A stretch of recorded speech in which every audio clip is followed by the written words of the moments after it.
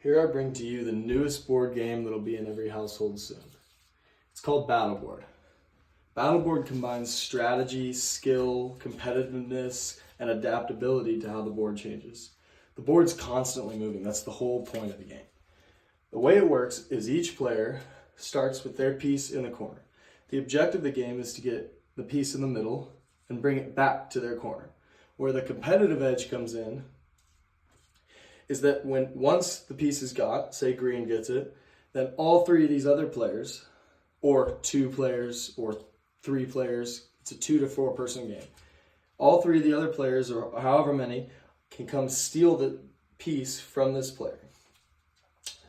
To start the game, you assemble in a random fashion all 100 pieces, except for the 5 wild cards that look like this. You take these 5 wild cards out and you assemble a 10 by 10 board. This piece is placed in the middle. That's the goal. Rock, paper, scissors tournament happens to see who starts the game. The winner starts and left is law, moves left around. When a player goes, they take their turn. To start the game, you have 5 wild cards, and these are what start to get them in play and on the board. To start the game, you're going to slide either a row or column down. So say I'm playing as yellow. I'm going to slide this row all the way down. Bear with me. And that shifts the orientation of the board, or shifts the position of each of the piece, which shifts how the maze is set in the board.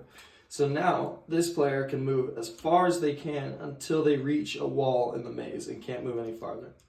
So now they've moved up. And now this piece that slid off the end goes into this pile at the very bottom and is drawn after the wild cards are used. There are 3 different portals on the board, which kind of add another edge to the game. Each of them correspond with a color, so there's green and green, blue and blue, red and red. When a player goes past a portal, they have to use the portal. So if they go past this blue, they can't elect to not get moved over here. They've got to go. Same with this one. If you move past this, even though you're really close to this, and you may want to just keep going, you have to get kicked back here. Adds another little edge to the game. To steal.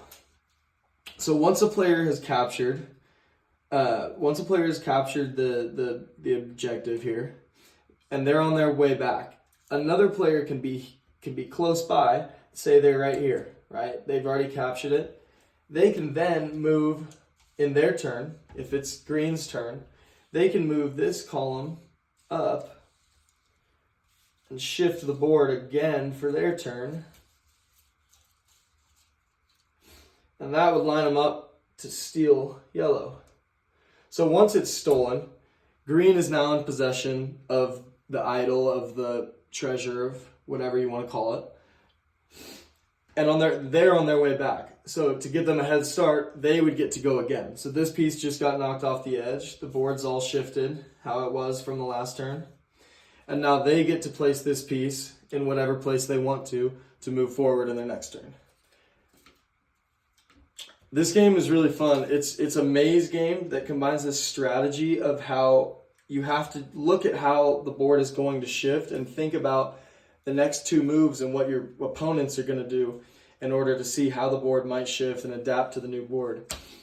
There's a lot of moving pieces. It's a long-lasting game because it is 10 by 10. It's a large board. But it's a really fun game, super fun to play with a family. 2 to 4 players, the more the merrier. But yeah, this is a new Battleboard game.